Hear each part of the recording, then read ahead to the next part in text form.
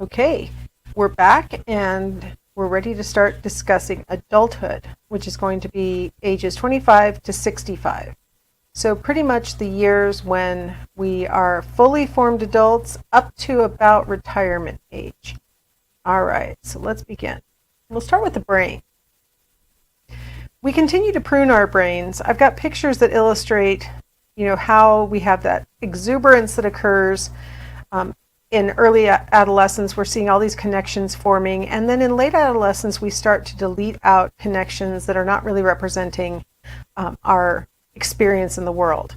As adulthood progresses, we are continuing to fine-tune the connections and fine-tune the transmission between cells. And so that continues to become more and more honed to represent the environment that we've been exposed to. Plasticity continues. We used to think that once you reached puberty, your brain was in the shape that it was going to have for the rest of your life.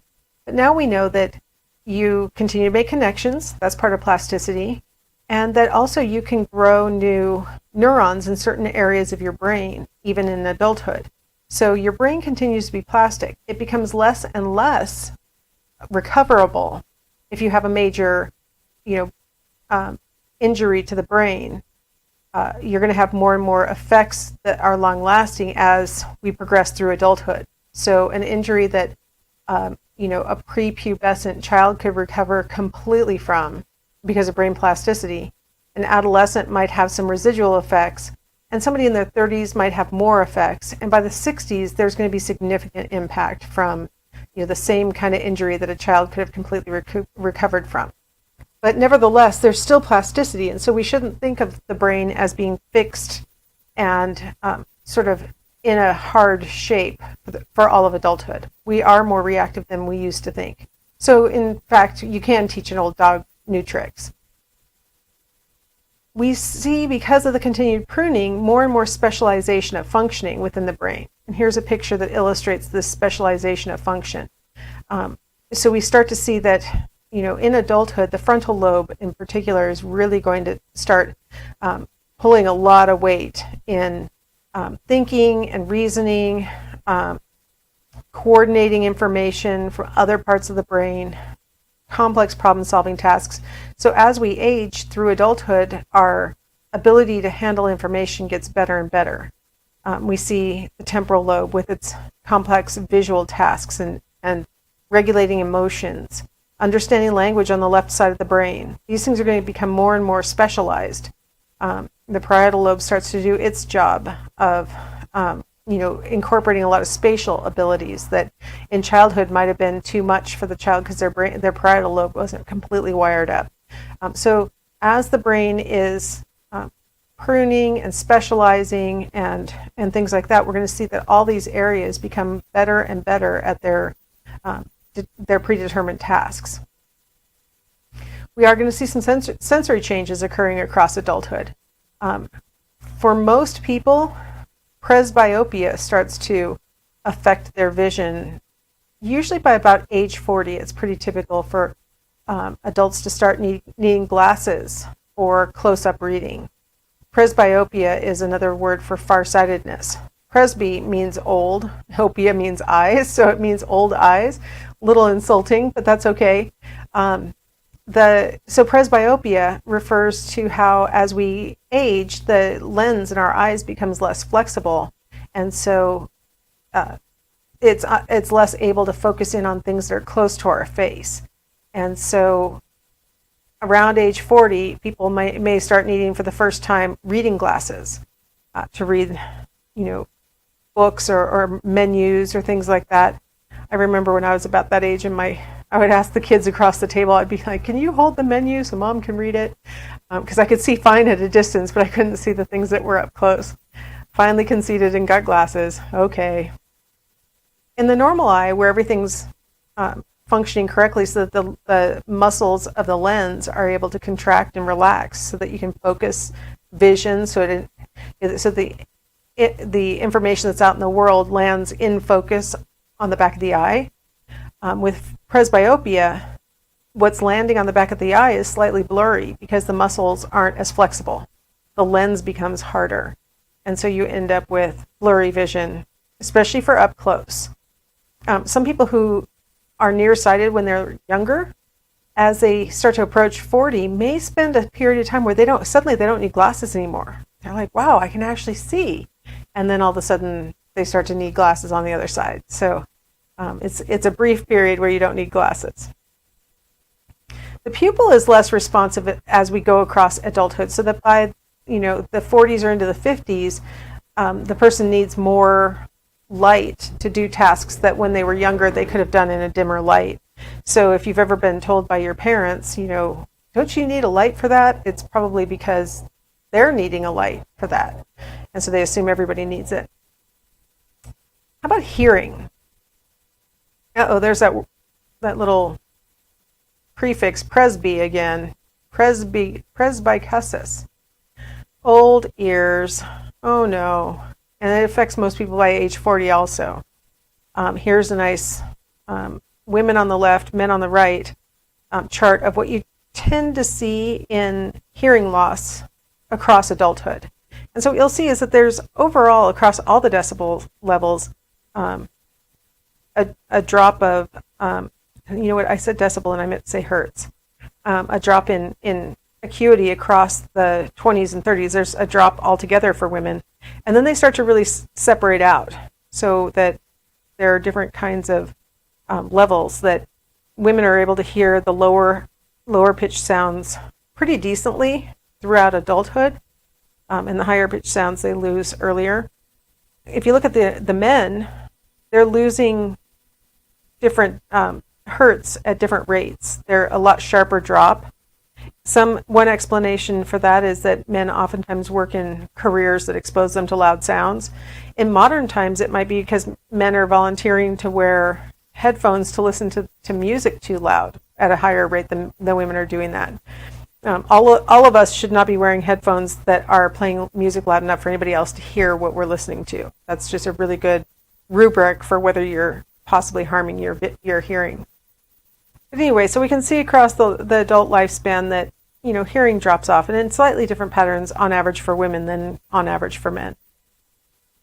Something to look forward to.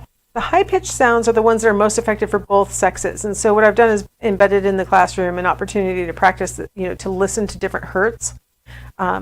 For most of us, once we get past the age of about 18, we can no longer hear the 30,000 hertz high-pitched sound. By the time we're about 25, we can no longer hear the 20,000 hertz sounds. And by the time we're about 35, we can distinguish the 15,000 hertz, but it's going down. Year after year, it's going down, and the reason why we lose our high pitch sounds first is because the way that our ear is designed, the receptors for the highest pitch sounds get activated when any sound is coming through, and so they just literally wear out sooner. Not because you've heard a lot of high pitched sounds, but because those hairs, those receptors, have been reacting to every sound you've ever been exposed to. And so they tend to wear out faster. One of the things that allows, one of the things that's kind of cool about knowing that teenagers can hear 30,000 hertz and adults can't, is that if you don't want teenagers loitering around, you can play a really high-pitched squeal on purpose, a 30,000 hertz sound, and it will literally repel teenagers, and adults won't hear it, and it doesn't bother them. So in England, they've got these little speakers that play these 30,000 hertz sounds near bus stops to try and keep kids and adolescents from hanging around there. Kind of funny.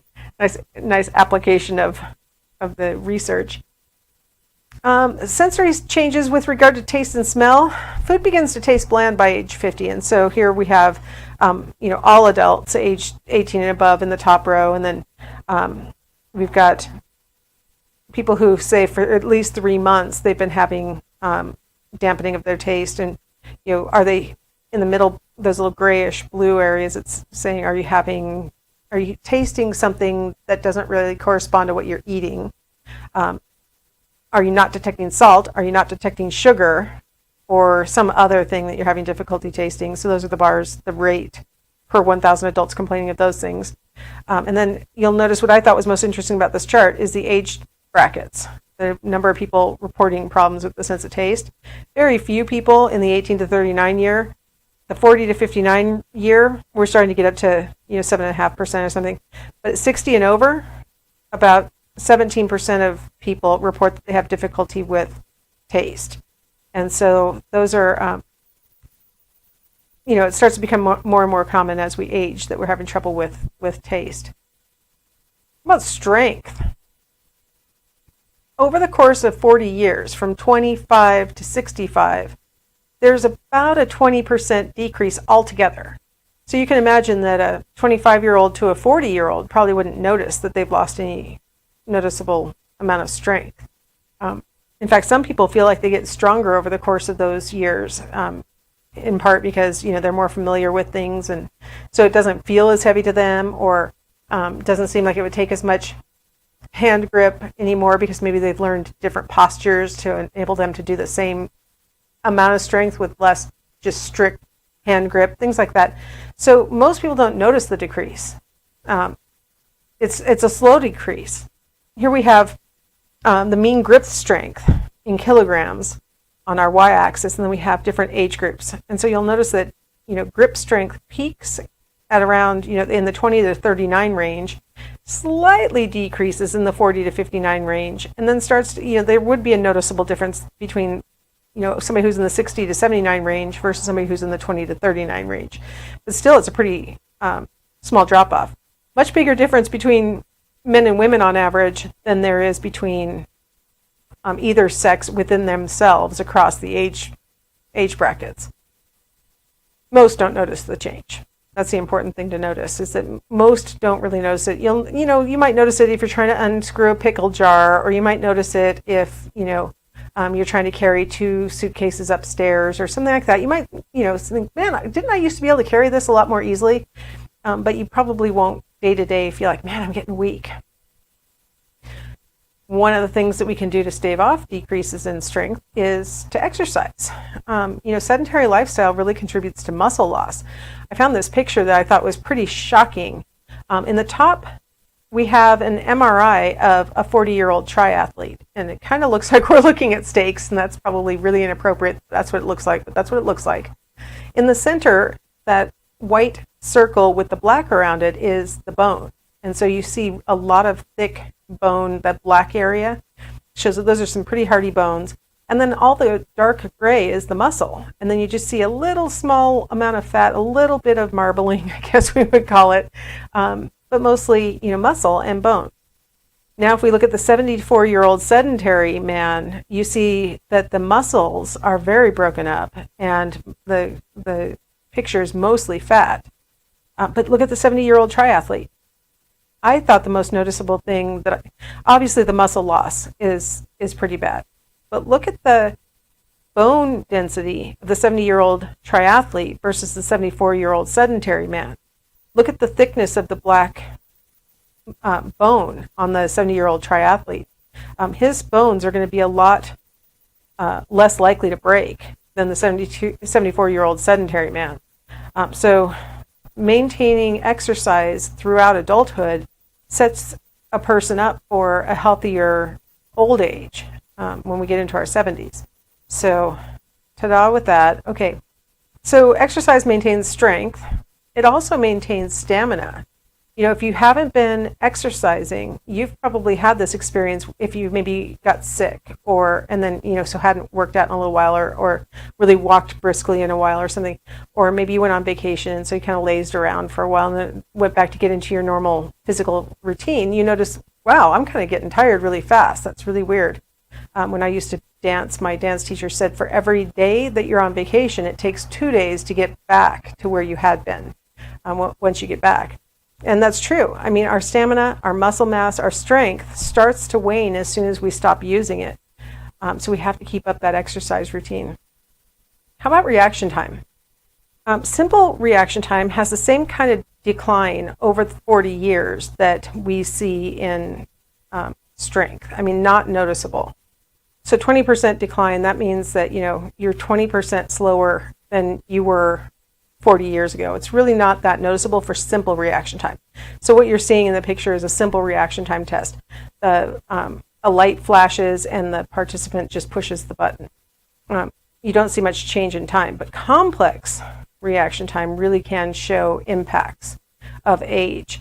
And so the decline is gradual, and experience can allow us to compensate so it doesn't seem like we're that much slower. I've got a picture of a driving simulator because they usually test people in simulators, but a lot of times in real life, accidents occur because unexpected things happen on the road, and as we age, our reaction time slows.